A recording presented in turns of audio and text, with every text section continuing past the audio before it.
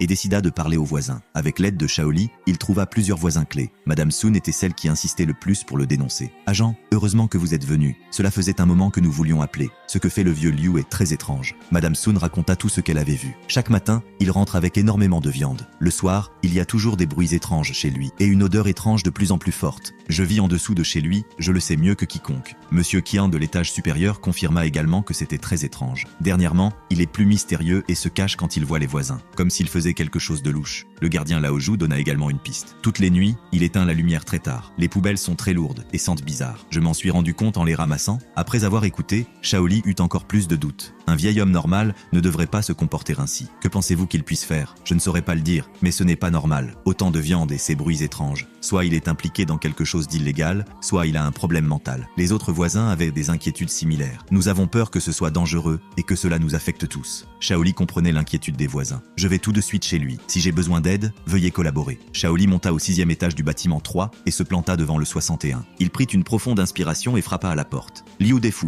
je suis agent de police. Je veux vous poser quelques questions. À l'intérieur, il n'y eut pas de réponse, mais il entendit un bruit léger. Liu Defu, ouvrez la porte et collaborez. Il ne répondait toujours pas. Shaoli frappa plus fort. Ouvrez la porte. Nous savons que vous êtes chez vous. Si vous n'ouvrez pas, nous prendrons d'autres mesures. Après un long moment, on entendit des pas derrière la porte. La porte s'ouvrit à peine d'une fente. Qu'est-ce qu'il y a? La voix de Liu Defu semblait très nerveuse. On a signalé que vous vous comportez de façon étrange. Nous devons vérifier. Je n'ai rien fait d'illégal. Alors ouvrez la porte et laissez-nous regarder. Liu Defu resta ferme. Je ne peux pas. Shaoli trouva cela encore plus suspect. Une personne normale ne se refuserait pas ainsi à la police. Liu Defu, ainsi vous ne faites qu'accroître nos soupçons. Si rien ne se passe, pourquoi ne nous laissez-vous pas entrer? C'est que ma maison est très en désordre. Ce n'est pas grave. Nous voulons juste vérifier la situation. Mais Liu Defu continuait à refuser de les laisser entrer. Shaoli vit que le convaincre ne servait à rien. Réfléchissez bien. Si vous ne collaborez pas, nous devrons agir. Liu Defu garda le silence longtemps. Finalement, il parla à nouveau. Vraiment, je n'ai rien fait d'illégal, mais je ne peux pas vous laisser entrer. Shaoli prit une décision. Il devait entrer et vérifier. Il contacta le responsable de l'administration pour obtenir une clé de rechange. Dans une situation spéciale, nous devons confirmer que tout est sûr. Shaoli approuva. Je comprends. S'il y a vraiment un danger, c'est aussi notre responsabilité. Shaoli prit la clé et retourna à la porte du 61. Liu Defu,